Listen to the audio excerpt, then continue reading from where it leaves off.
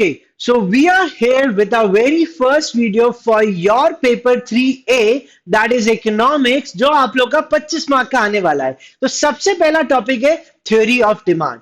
Theory of demand में हम लोग क्या क्या कवर करेंगे देखते हैं। सबसे पहले हम मीनिंग ऑफ डिमांड के बारे में पढ़ेंगे, देन लॉ ऑफ डिमांड के बारे में, फिर इस लॉ के लिए क्या क्या अजम्पशंस लगते हैं, एंड एंड में exceptions to law of demand. आप लोग के पास जो भी स्टडी मटेरियल है या हमसे मिला हुआ मटेरियल है, तो आप लोगों को क्या करना है, उस मटेरियल की सारी रीडिंग करनी है। पर उस रीडिंग को करने के पहले हमारा वीडियो बिल्कुल देखेंगे, क्योंकि इस वीडियो में आप लोग को हर चीज इन डेप्थ बताई गई है। तो इस वीडियो को वॉच करो, अंत तक देखो, अच्छा लगे तो जरूर शेयर करना। सब्सक्राइब शायद आप लोगों ने जरूर कर लिया होगा। और कुछ भी वीडियो के दौरान आप लोग को डाउट आते हैं या कंफ्यूजन होता है, तो कमेंट सेक्शन में जरूर हमको बताइएगा। तो हम लोग यहां पे डिस्कस करते हैं सबसे पहले डिमांड, उसका मीनिंग एंड लॉ। बट मुझे ऐसा लगता है कि आप लोगों को डिमांड चैप्टर शायद पहले कभी पढ़ रखा है। कहां पढ़ा हुआ है? शायद ये 11th स्टैंडर्ड में माइक्रो इकोनॉमिक्स में आप लोगों ने रीड करा होगा। बट ये यहां पे रिवीजन के तौर पे मैं आप लोग को यहां पे इन डेप्थ बताऊंगा। तो आप लोग को डेफिनेशन यहां पे एमसीक्यू के पॉइंट ऑफ व्यू से याद करनी है, तो इसको रटना नहीं है। तो वो कौन से पॉइंटर्स हैं जो डिमांड की डेफिनेशन में आ सकते हैं? सबसे पहला जो पॉइंट आएगा, it is the quantity of a commodity.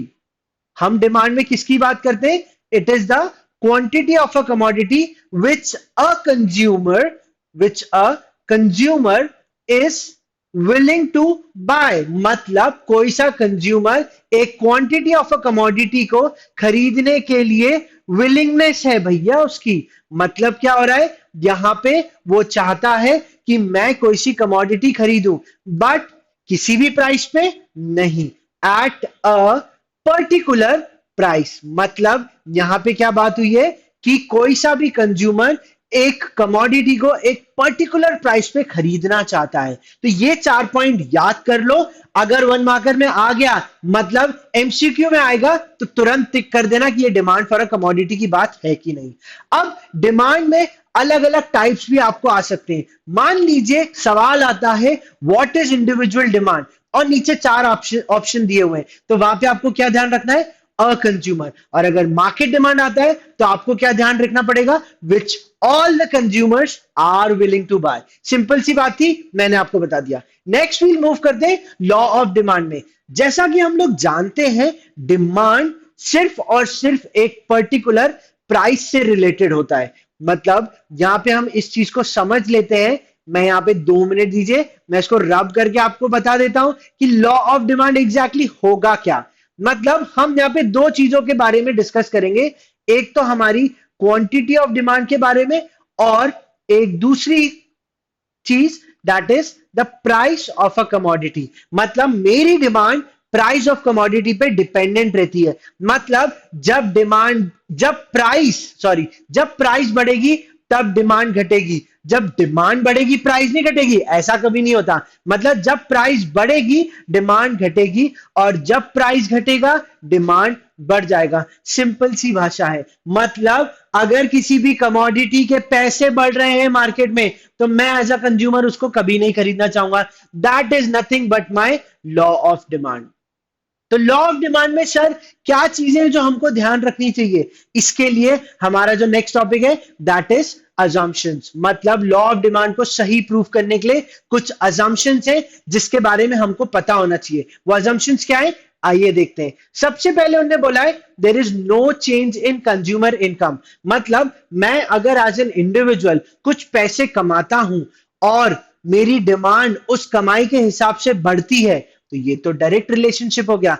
But law of demand क्या बोलता है? डिमांड और प्राइस में इनवर्स रिलेशनशिप होता है, कीपिंग अदर फैक्टर्स कांस्टेंट। ये लॉ ऑफ डिमांड में इंपॉर्टेंट चीज बताई थी। फिर से रिपीट कर रहा हूं, ध्यान से सुनेंगे, मिस आउट नहीं करना है। लॉ ऑफ डिमांड क्या बोलता है कि डिमांड एंड प्राइस दोनों इनवर्सली रिलेटेड है, कीपिंग अदर फैक्टर्स कांस्टेंट। इसलिए यहां पे assumptions लिया गया है कि कुछ भी परिवर्तन नहीं होगा। मतलब अगर एक कंज्यूमर है, उसकी अगर इनकम बढ़ती है, आप एक समय के बाद जाके जब पैसे कमाते हो तो आप लोग खर्चा ज्यादा करोगे, डिमांड ज्यादा करोगे, इसलिए इस फैक्टर को बोला गया है मत बढ़ाओ। ऐसे ही बोला गया टेस्ट एंड प्रेफरेंस, मतलब कोई भी इंडिविजुअल को अगर उसकी प्रेफरेंस के हिसाब से चीज मिलती होगी तो वो डेफिनेटली बोलेगा मैं और डिमांड करूंगा। बट नहीं, यहां पे क्या बोला गया, अज्यूम किया गया, इसमें कोई भी परिवर्तन नहीं हो रहा। नेक्स्ट पॉइंट जो दिया गया that is change in fashion पे भी कोई परिवर्तन नहीं, ये हम अज्यूम कर रहे हैं। क्योंकि अगर पहला एक जमाना था जब जीन्स बेल बॉटम के पॉइंट पे मिलती थी, अब पेंसिल शेप की मिलने लगी, और अब शॉर्ट जीन्स, ये जीन्स वो जीन्स, अलग अलग शर्ट टी शर्ट, बहुत सारे वेरिएंट। पहला जमाना था महात्मा गांधी जी का, धोती वाला जमाना था, अब चेंज हो गया है, ग्लोबलाइजेशन आ गया है, वेस्टर्नाइजेशन आ गया है, सब कुछ बदल गया है। तो अगर फैशन के हिसाब से सामान मिलता है तो लोग और डिमांड करते हैं, पर उन्होंने क्या बोला है यहां पे नो चेंज इन फैशन, ये भी आपको ध्यान रखना है क्योंकि एमसीक्यू बेस्ड पेपर है, कुछ भी क्वेश्चन पूछ सकते हैं। नेक्स्ट है no change in price of related goods. Related goods क्या होते हैं मैं बताता हूं, सिंपल सा एग्जांपल है टी कॉफी, ये वही एग्जांपल है क्या, वेरी नाइस। तो यहां पे एग्जांपल क्या देते हैं, टी एंड कॉफी का, मतलब ये लोग बोल रहे हैं कि टी एंड कॉफी रिलेटेड है, मतलब अगर टी के प्राइसेस बढ़ गए, आप चाय लवर हो शायद इसलिए आप ये वीडियो देख रहे हो, थैंक यू। तो अगर टी के प्राइसेस बढ़ जाएंगे तो आप बोलोगे यार मैं कॉफी पी लेता हूं क्योंकि टी अब महंगी हो गई है। बट टी लवर्स ऐसा नहीं करते, बट लॉ ऑफ डिमांड ऐसे ही बोलता है, क्योंकि अगर मान लो 100 रुपए की चाय मिलने लगी और 5 रुपए की कॉफी मिलती है तो 5 रुपए की कॉफी खरीद लोगे। भाई पॉकेट पे भी तो ध्यान देना है, फ्री का पैसा थोड़ी है, सब हमारी तरह थोड़ी है जो आप लोग के लिए हेल्प कर रहे हैं, लूट रहे हैं भाई, मार्केट में लूट मची हुई है, नहीं। लॉ ऑफ डिमांड में ऐसा नहीं होगा, इसलिए इन्हें बोला है no change in price of related goods. Related मतलब एक गुड दूसरे गुड से रिलेटेड है, ध्यान से पढ़ लेंगे, समझ आ गया है तो यस बोलेंगे, thank you so much. Next है no expectation of price change, मतलब फ्यूचर में होने वाला प्राइस, जैसा कि आप लोग जानते हैं पेट्रोल आसमान छू जाएगा और टेस्ला भी हमको आसमान में ले जाएगा, सब आसमान में ले जाएंगे, पर भाई अगर फ्यूचर में प्राइस चेंज होने वाले हैं तो आज आप लोग करते भी हो ऐसा कि कल 2 रुपए से पेट्रोल बढ़ने वाला है तो आज ही टंकी फुल करा लोगे, होता ही है।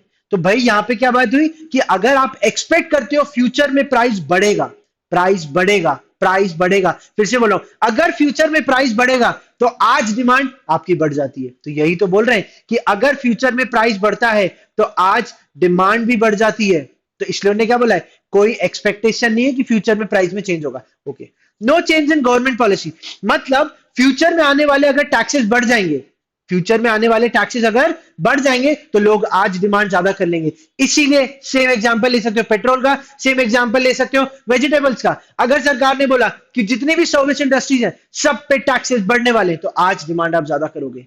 बट यहां पे क्या बोला गया, no change in government policy. Next point जो है that is no change in weather condition, मतलब कि जब रेनी सीजन आता है, जब ठंड आती है तो ठंड के कपड़े या रेनी सीजन के कपड़ों की डिमांड ऑटोमेटिकली बढ़ जाती है, तो वहां पे भी डिमांड ज्यादा है वेदर कंडीशन के हिसाब से। बट अब उन्होंने क्या बोला है नो चेंज। तो इन सब चीजों पे हमने क्या समझ लिया, assumptions of law of demand. अगर मुझे लॉ ऑफ डिमांड को राइट प्रूफ करना है इन सब चीजों को अज्यूम करना पड़ेगा, नहीं तो रॉन्ग प्रूफ हो जाएगा। नेक्स्ट जो हमारा है that is exceptions to law of demand. अब ये सवाल आता है कि what is exceptions to law of demand, मतलब यहां पे बोला गया है कि अगर लॉ ऑफ डिमांड, फिर से रिपीट कर रहा हूं ध्यान से सुनेंगे, अगर प्राइस बढ़ती है तो डिमांड घटती है, ये है लॉ। बट कुछ ऐसे एक्सेप्शंस है कि प्राइस बढ़ेगी भी तो भी डिमांड बढ़ेगी, that is what I mean by exception. But यहां पे मैं थ्योरी नहीं पढ़ा रहा हूं, आप सबको कॉन्सेप्ट बता रहा हूं ताकि 1 मार्कर 25 में से 25 इकोनॉमिक्स में आने चाहिए। अगर नहीं आए तो आप लोग इस वीडियो को ध्यान से बार बार देखो, क्यों नहीं आएंगे, मॉक टेस्ट है, थ्योरी टेस्ट है, परफॉर्मेंस एनालिसिस टेस्ट है, सारे टेस्ट दो, हम हैं यहां पे आप लोग के लिए दिन रात मेहनत करके टेस्ट बना रहे हैं, सारे टेस्ट दो, एनालिसिस करो कि टेस्ट में मार्क्स क्यों नहीं आ रहे, और हमसे पूछो जैसे कि आप लोग ने पूछा है टेलीग्राम चैनल को ज्वाइन करो, क्यों नहीं ज्वाइन कर रहे हो भाई, हम बैठे तो हैं दिन रात मेहनत कर रहे हैं आप ही के आंसर्स देने के लिए, ठीक है। पहला आया गिफिन गुड्स, ये कोई गिफ्ट से रिलेटेड नहीं है, सर गिफिन ने गुड्स के बारे में इजाद किया था, उन्होंने बोला था कि ये इस प्रकार के ऐसे इंफीरियर गुड्स है, इंफीरियर मतलब जो अच्छी क्वालिटी के नहीं होते, जिनके प्राइस कम है तो आदमी बोलता है मैं नहीं खरीदता, पर वो बोलता है अगर इसका प्राइस अगर बढ़ जाता है तो मैं इसकी डिमांड ऑटोमेटिकली कर लेता हूं, जैसे ज्वार बाजरा वैसे तो हर आदमी को खाना चाहिए, मल्टीग्रेन का जमाना है, बट टिफिन कुछ में बोला गया है कि अगर इसका प्राइस बढ़ेगा तो लोगों की ऑटोमेटिकली डिमांड बढ़ जाएगी। तो यहां पे law of demand wrong proof हो जाता है। तो आपको क्या होगा, हो सकता है एमसीक्यूज में पूछा जाए, वन ऑफ द एक्सेप्शन में पूछ लिया गिवन, तो आपको ध्यान रहना चाहिए। समझ आ गया? नहीं आएगा कमेंट सेक्शन में प्लीज मुझको पूछ के बताइएगा। नेक्स्ट है लग्जरी गुड्स। शायद अभी YouTube में बहुत सारे बच्चे जो वीडियो देख रहे हैं वो मम्मी पापा के कमाए हुए आईफोन या एप्पल के कोई से बड़े फोन में देख रहे होंगे, या शायद कोई वन प्लस में देख रहा होगा।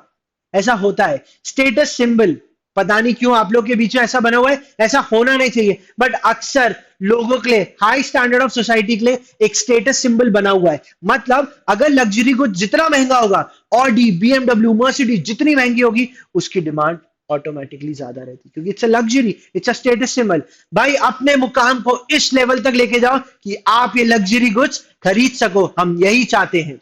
नेसेसिटीज, आम इंसान की जो जरूरत होती है, रोटी कपड़ा मकान, अगर इसके प्राइस बढ़ भी रहे हैं तो भी आदमी, पापी पेट का सवाल है भाई, कितना भी प्राइस बढ़ जाए खर्चा करेगा। तो इसलिए यहां पे भी ऑटोमेटिकली ज्यादा प्राइस पे ज्यादा डिमांड होती है। नेक्स्ट है चेंजेस इन इनकम। जैसा कि हमने देखा था उसमें बोला गया था अज्यूम करो चेंज इन इनकम नहीं होगा, बट अगर इनकम बढ़ती है, एक इंसान नए गुड्स, महंगे गुड्स खरीदने के लिए जाता है, क्योंकि आदमी ने ट्रेंड बना के रखा हुआ है कि जैसी इनकम बढ़े और खर्चा करो, ऐसा मत करो। अगर आप लोग ऐसा करते हो तो इसके लिए मेरे पास जवाब है। डिस्क्रिप्शन में मैंने आप लोग के लिए एक वीडियो डाला हुआ है, बताऊंगा नहीं, जाके डिस्क्रिप्शन पे क्लिक करना, एक बहुत ही प्यारी थ्योरी, बहुत ही प्यारी किताब के बारे में बता गया है, तो जाके चेक कर लेना। नेक्स्ट क्या है, स्पेकुलेशन। स्पेकुलेशन में लोग सोचते हैं सट्टा, ऐसा नहीं है। अच्छे से सुनो, स्पेकुलेशन एक बहुत ही अच्छा टर्म है। जैसे मुझे लगता है कि कल शायद शेयर के प्राइस बढ़ जाएंगे, भाई बढ़ जाएंगे ना, तो कल मैं ज्यादा डिमांड करूंगा, हो सकता है। तो अगर हम किसी भी स्पेकुलेटिव चीज के बारे में बात करते हैं कि फ्यूचर में आने वाले इसके प्राइसेस बढ़ेंगे, तो मैं स्पेकुलेटिव करो, मैं उसकी डिमांड ज्यादा कर लूंगा। तो ये one of the exception to law of demand बन जाता है।